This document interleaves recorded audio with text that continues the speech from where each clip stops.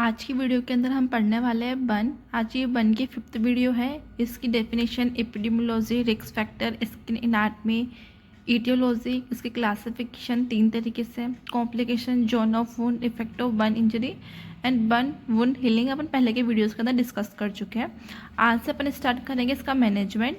किसका मैनेजमेंट हम किस किस तरीके से कर सकते हैं, जैसे कि मेडिकल मैनेजमेंट होता है, फर्स्ट एड मैनेजमेंट होता है, फिजियोथेरेपी मैनेजमेंट होता है, सर्जिकल मैनेजमेंट होता है। इसके बीच में हम फिजियोथेरेपी असेसमेंट के बारे में पढ़ेंगे क्योंकि ये भी मैनेजमेंट में हेल्प करता है, असेसमेंट। ओके, तो आज की वीडियो के अंदर हम डिस्कस करेंगे management of burn. Management of burn, burn का मैनेजमेंट हम देखेंगे फर्स्ट एड के थ्रू। ठीक है, फर्स्ट एड का मतलब है, मान लो जिस साइड पर बर्न हुआ है, कहीं पर भी मान लो कोई भी एरिया है, प्लेस है जहाँ पे बर्न हुआ है, उस जगह पे हमने इमिडिएटली क्या किया है उस बर्न के इफेक्ट को कम करने के लिए, उसको अपन कहते हैं फर्स्ट एड। ये कोई हॉस्पिटल वगैरह की जगह नहीं होती है। जिस जगह पे बर्न हुआ होता है ना, जिस एरिया में, जिस प्लेस पे, वहाँ पे जो हम मैनेजमेंट कर रहे हैं बर्न को कम करने के लिए, उसी को हम फर्स्ट एड कहते हैं। ठीक है, the first aid management for different burn includes the following. तो डिफरेंट टाइप ऑफ बर्न के लिए फर्स्ट एड मैनेजमेंट में फॉलोइंग चीज़ें इंक्लूड होती है। अपन ने पहले की वीडियोस के अंदर देखा था, जो बर्न था, बर्न के अलग अलग कोज होते हैं, जैसे कि फ्लेम बर्न हो गया, केमिकल बर्न हो गया, इलेक्ट्रिक बर्न हो गया। इन सब के लिए अलग अलग मेथड्स होते हैं उसके बर्न के इफेक्ट को कम करने के लिए, बर्न इंजरी को कम करने के लिए। जैसे मान लो फ्लेम बर्न की बात करते हैं। फ्लेम बर्न में हमने देखा था कि किस कारण से होता है, क्यों होता है, किस तरह से होता है, ये सब हम पहले पढ़ चुके हैं। इसके मैनेजमेंट की बात करते हैं। अगर मान लो फ्लेम बर्न होता है तो अपन को क्या फर्स्ट एड देना चाहिए पेशेंट को। Cold water should be poured because it relieves pain and limited the depth of burn. जब मान लो फ्लेम बर्न होता है, अगर फ्लेम बर्न के कारण बर्न होता है, फ्लेम के कारण, तो जो बर्न एरिया होता है ना, उसके ऊपर कोल्ड वाटर डाला जाता है क्योंकि कोल्ड वाटर पेन को कम करता है और जो बर्न की डेप्थ होती है ना, उसको भी कम करता है। तो क्या करेंगे, फ्लेम बर्न के अंदर कोल्ड वाटर डालेंगे, जिसके कारण जो पेन होगा वो कम होगा और जो बर्न की डेप्थ है ना वो लिमिट होगी। उसके बाद मान लो कोई केमिकल बर्न है, तो केमिकल बर्न के अंदर क्या होगा, clothing must be removed and running water should be applied to the affected area. अगर केमिकल बॉडी पे गिरने के कारण बर्न होता है ना, तो कंटामिनेटेड जो क्लॉथ होते हैं ना, मतलब जो क्लॉथिंग होती है जिसके ऊपर वो केमिकल गिरा हुआ है, उसको रिमूव करना होता है और अफेक्टेड एरिया पे रनिंग वाटर अप्लाई करना होता है। ठीक है, केमिकल बर्न के अंदर क्या होगा, क्लॉथ को हटा देंगे और उसके बाद रनिंग वाटर अप्लाई करेंगे अफेक्टेड एरिया में। अगर स्लेट के कारण बर्न होता है तो यहाँ पे भी क्या करता है, यहाँ पे भी रनिंग वाटर अप्लाई किया जाता है बर्न के इफेक्ट को कम करने के लिए और डेप्थ को कम करने के लिए बर्न की। अगर मान लो कोई इलेक्ट्रिक बर्न हुआ है तो cardiopulmonary resuscitation can be needed. तो उस केस के अंदर पेशेंट को अपन को कार्डियोपल्मोनरी रिससिटेशन देना पड़ सकता है। और इन सब के अंदर क्या होता है ना, remove contaminated clothing and cover the part with a towel and seat. अगर कोई सा भी बर्न होता है, किसी भी टाइप का बर्न होता है, तो क्या करना होता है अपन को, सबसे पहले जो कंटामिनेटेड क्लॉथ होते हैं ना, उसको रिमूव करना है। जो भी पार्ट बर्न हुआ है ना, उसको टॉवल या शीट से अपन को कवर करना होता है। ये होता है इसका फर्स्ट एड मैनेजमेंट। उसके बाद हम पढ़ेंगे इसका मेडिकल मैनेजमेंट ऑफ बर्न। इसके अंदर इनिशियल मैनेजमेंट अपन क्या देंगे उसके बारे में पढ़ेंगे। मतलब कोई भी पेशेंट है जिसको अपन हॉस्पिटल ले आए, बर्न सेंटर में ले आए हैं, उसके बाद अपन क्या मैनेजमेंट करेंगे, उसको अपन कहेंगे इनिशियल मैनेजमेंट ऑफ बर्न। तो इसके अंदर लिखा हुआ है, transportation is done directly to the burn centre, not to be hospital emergency room. तो इसके अंदर ये लिखा हुआ है, बर्न होने के बाद और फर्स्ट एड मैनेजमेंट देने के बाद या फिर पेशेंट को डायरेक्टली बर्न सेंटर पर ले जाना चाहिए, ना कि हॉस्पिटल के इमरजेंसी रूम में। तो क्या होगा, सबसे पहले बर्न हुआ, अपन ने फर्स्ट एड मैनेजमेंट दे दिया, अगर किसी को देना था तो दे दिया, ठीक है, जो अपन ने पहले पढ़ लिया। उसके बाद क्या करना होता है, जो पेशेंट है ना, पेशेंट को बर्न सेंटर पे लेके जाना होता है डायरेक्टली। हॉस्पिटल इमरजेंसी रूम के अंदर नहीं लेके जाना चाहिए अगर वहाँ पे पास में बर्न सेंटर है तो। अगर नहीं है तो आप फिर हॉस्पिटल इमरजेंसी रूम के अंदर उसको लेके जा सकते हैं। The goal of treatment are to stabilise the patient, maintain the airway. तो ट्रीटमेंट का गोल क्या होता है, ट्रीटमेंट के गोल होते हैं पेशेंट को स्टेबलाइज करना और उसके एयरवे को मेंटेन करना। ये अपन के 2 तरह के गोल होते हैं इनिशियल मैनेजमेंट ऑफ बर्न के अंदर। During the initial transportation phase, अब इसके अंदर क्या बता रहा है, जो इनिशियल ट्रांसपोर्टेशन फेज हो रहा है ना, उसके अंदर क्या करना होता है उसके बारे में लिखा हुआ है। Patient history and personal data are collected when possible. The type of agent causing the burn is noted. Initial examination of the burn injury is done. तो इसके अंदर क्या होता है ना, इनिशियल ट्रांसपोर्ट फेज के अंदर के दौरान हम लोग को क्या करना होता है ना, अगर पॉसिबल हो तो पेशेंट की हिस्ट्री ली जाती है, पर्सनल डाटा कलेक्ट किया जाता है। ये सभी ट्रीटमेंट में हेल्प करते हैं आगे। The type of agent causing the burn is noted. किस कारण से बर्न हुआ है, किस कोज के कारण बर्न हुआ है, उसको भी नोट किया जाता है, क्योंकि ये सब भी मैनेजमेंट में आगे ट्रीटमेंट में हेल्प करते हैं। कोज अपन ने पहले पढ़ ली, जैसे मान लो इलेक्ट्रिक बर्न हुआ है, केमिकल बर्न हुआ है, फ्लेम बर्न हुआ है, किसके कारण बर्न हुआ है, वो सब नोट किया जाता है। उसके बाद क्या होता है ना, बर्न इंजरी का जो इनिशियल एग्जामिनेशन है ना वो किया जाता है, ठीक है। उसके बाद इमरजेंसी मेडिकल पर्सनल के अंदर क्या लिखा हुआ है, use the rule of 9 to estimate the percentage of burn injury. Burn injury के परसेंटेज को एस्टिमेट करने के रूल ऑफ 9 का यूज़ किया जाता है। रूल ऑफ 9 क्या होता है, ये हम पहले की वीडियो के अंदर डिस्कस कर चुके हैं। ये अपन को जो एरिया है, ये जो साइज़ है बर्न का, उसको कैलकुलेट करने में हेल्प करता है रूल ऑफ 9। ये एग्जाम के पॉइंट ऑफ व्यू से काफ़ी इंपॉर्टेंट है, एग्जाम में पूछा जा सकता है। उसके बाद prepare the patient for trial at the burn centre. तो इसका मतलब ये होता है पेशेंट को चेक और असेस करने के लिए रेडी किया जाता है, ताकि ये डिसाइड हो सके कि उसका ट्रीटमेंट कितना और किस प्रायोरिटी पे अपन को करना है, ठीक है। इस कारण से ये सब हम करते हैं। उसके बाद क्या होता है, remove all burn clothing and jewellery. जो भी पेशेंट ने ज्वेलरी पहन रखी है उसको रिमूव करना होता है, जो क्लॉथिंग है ना बर्न की उसको हटाना होता है। Initial examination of fluid through and intravenous line.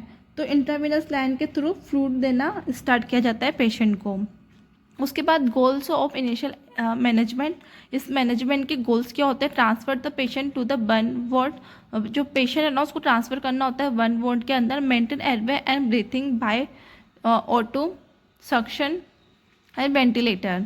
इन तीनों के थ्रू जो पेशेंट रहता है ना उसके एयरवे को मेंटेन करना होता है, ब्रीथिंग एंड एयरवे को मेंटेन करना होता है ऑटो से, सक्शन से एंड वेंटिलेटर से। उसके बाद remove the clothing and cover the burn with sterile cotton. इसके अंदर गोल्स के अंदर ये आएगा इनिशियल मैनेजमेंट के, जो भी कंटामिनेटेड क्लॉथ है जिसके कारण से भी बर्न हुआ है या फिर जो क्लॉथ उसने पहने हुए ना उसको रिमूव करना चाहिए। जो बर्न एरिया है ना बर्न एरिया को कवर करना चाहिए स्टेलाइन कॉटन से, ताकि इन्फेक्शन वगैरह ना हो।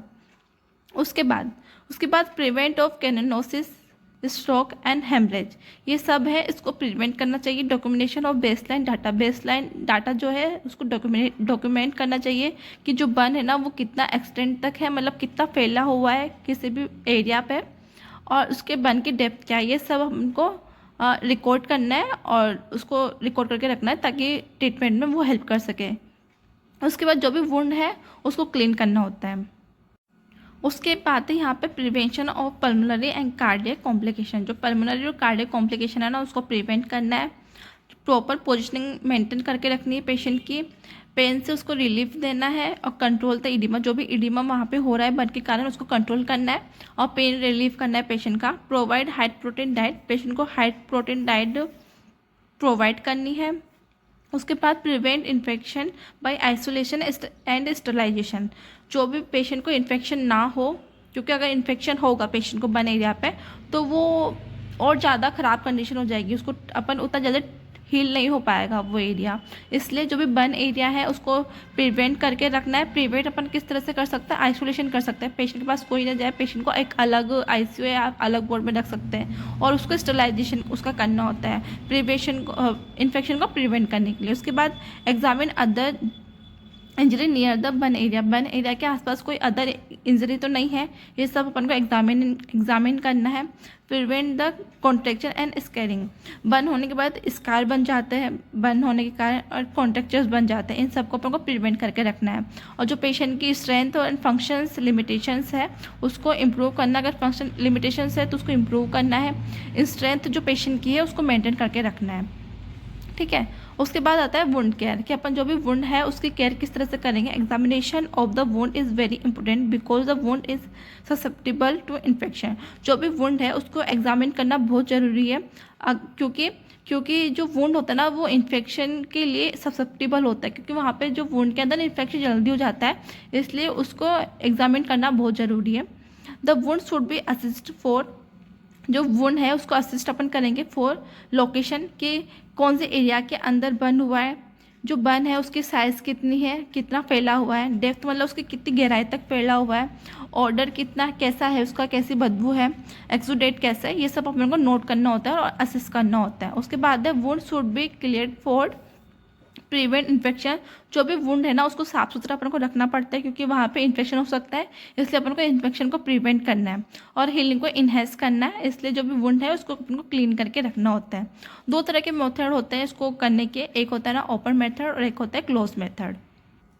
ओपन मेथड क्या होता है ना, open method means application of a topical cream और ऑइलमेंट विदाउट ड्रेसिंग। तो इसके अंदर क्या होता है ना, क्लोज मेथड में टॉपिकल एजेंट जो है ना वो लगाने के बाद ड्रेसिंग अप्लाई नहीं की जाती, मतलब जो एरिया होता है ना वो ओपन होता है, ओनली अपन ने टॉपिकल क्रीम्स लगा दी एंड ऑइलमेंट्स लगा दी और वहाँ पे जो है ड्रेसिंग नहीं की है। दिस मेथड्स अलाउड, इस मेथड अपन ऐसा मेथड जो है ना वो क्यों कर रहे हैं उसका रीज़न यहाँ पे दिया हुआ है, continuous inspection of the wound, examination of the healing process. तो ड्रेसिंग के फंक्शंस क्या है यहाँ पे, जो भी यहाँ पे जो वुंड है ना उसको अपन दोबारा चेक कर सकते हैं कि हीलिंग हुई या नहीं हुई है, इन्फेक्शन हुआ या नहीं हुआ, इसलिए उसको ओपन किया जाता है ताकि अपन उसको कंटिन्यूसली उसका इन्फेक्शन कर सकें। उसके बाद हीलिंग प्रोसेस है उसको एग्जामिन कर सके, इसलिए इस पार्ट को ओपन रखा जाता है। उसके बाद यहाँ पे मेडिकेशंस है जो पेशेंट को दी जाती है, जैसे हो गया सिल्वर सल्फेडाइजेशन, मेफेनाइड एसेटेट हो गया, सिल्वर नाइट्रेट हो गया, फिर कोलेजनेज हो गया, ये सब पेशेंट को दिए जाते हैं टॉपिकली। उसके बाद होता है क्लोज मेथड। क्लोज मेथड के अंदर क्या होता है ना, close method consist of applying dressing over the topical agent. तो इसके अंदर ये होता है कि जो भी टॉपिकल एजेंट होता है ना वो अप्लाई किए जाते हैं और अप्लाई करने के बाद उस एरिया को ड्रेसिंग से क्लोज कर दिया जाता है। फंक्शंस ऑफ ड्रेसिंग, अब ड्रेसिंग के फंक्शंस क्या हो सकते हैं, hold topical anti microbial agent on the wound, reduce fluid loss from the wound, protect the wound. तो इसके यहाँ पे 3 फंक्शन दिए हुए हैं, जो भी ट्रॉपिकल एंटी माइक्रोबियल एजेंट जो अपन ने लगाया है उसको होल्ड करके रखने का काम करता है, उसके बाद वुंड के जो फ्लूइड लॉस है ना उसको कम होने देता है और वुंड जो है उसको प्रोटेक्ट करने का काम करता है, close method.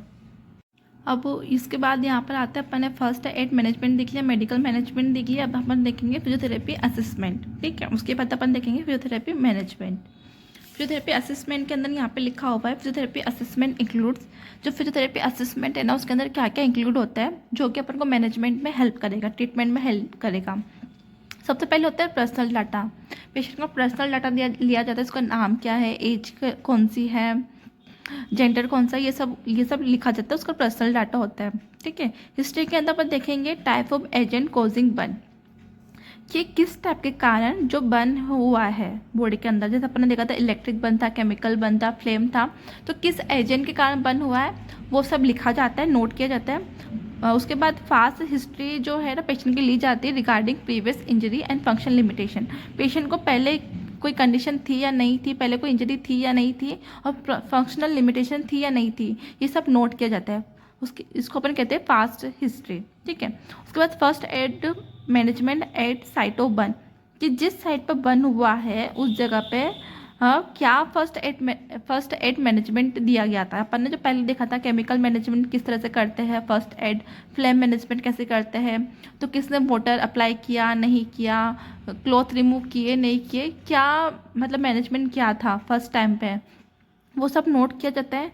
Check extent of burn by rule of 9, अपन यहाँ पे रूल ऑफ 9 को यूज़ करेंगे ये चेक करने के लिए जो बर्न है ना वो कितना एक्सटेंड किया है नहीं किया है, बर्न की साइज़ कितनी है, कितना % बर्न हुआ है, कौन सा एरिया बर्न हुआ है, वो सब चेक करने के लिए अपन रूल ऑफ 9 का यूज़ लेंगे।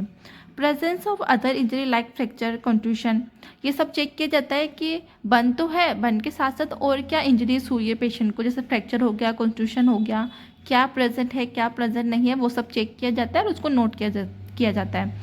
Examination of the burn wound pain oedema, patient को पेन कितना है, इडीमा कितना है, कहाँ पर है, जो बर्न वुंड है वो कैसा है, या फिर ये भी अपन देख सकते हैं कि किस टाइप का वो बर्न है। सुपरफिशियल बर्न अपन ने देखा था, पार्शियल थिकनेस बर्न हमने देखा था, फुल थिकनेस बर्न अपन ने देखा है, कितना बर्न है कितना बर्न नहीं है, ये सब चेक किया जाता है। उसके अलावा motor assessment and sensory assessment भी लिया जाता है पेशेंट का। उसके अलावा रेस्पिरेटरी कार्डियोवैस्कुलर असेसमेंट पेशेंट का लिया जाता है। Speech and slowing assessment patient का लिया जाता है। बर्न जो है कितनी डेप्थ तक है, क्लासिफिकेशन अपन ने देखा था बर्न का, वो लिखा जाता है यहाँ पर। उसके बाद फंक्शन असेसमेंट पेशेंट का लिया जाता है कि वो कितना फंक्शनली एक्टिव है पेशेंट। ओके, उसके बाद आता है फिजियोथेरेपी मैनेजमेंट। फिजियोथेरेपी मैनेजमेंट के अंदर ये है कि इसके एम क्या है फिजियोथेरेपी मैनेजमेंट का। The aim of physiotherapy management are to provide psychological support. तो फिजियोथेरेपी मैनेजमेंट का फर्स्ट एम तो ये है कि हम पेशेंट को जो है साइकोलॉजिकल सपोर्ट प्रोवाइड करें, क्योंकि क्या होता है ना, पेशेंट जो है वो बर्न हो गया है, उसको इंजरी है, तो कहीं ना कहीं उसके साइकोलॉजिकल स्टेज है जो है वो भी मेंटेन नहीं रह पाता है, तो उसको भी अपन को प्रोवाइड करना है, सपोर्ट प्रोवाइड करना है। जो भी बंद होने के बाद जो स्कार रह जाता है ना, उसको हो सके तो उतना कम रखना है अपन को।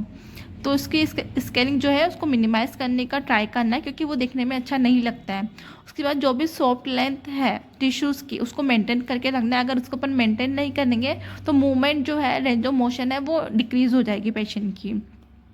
उसके बाद जॉइंट रेंज ऑफ मोशन जो है, मूवमेंट है, उसको मेंटेन करके रखना है। जॉइंट की रेंज जो है वो कम नहीं होनी चाहिए, जितना हो सके उसको उतना इंक्रीज करने का ट्राई करना है।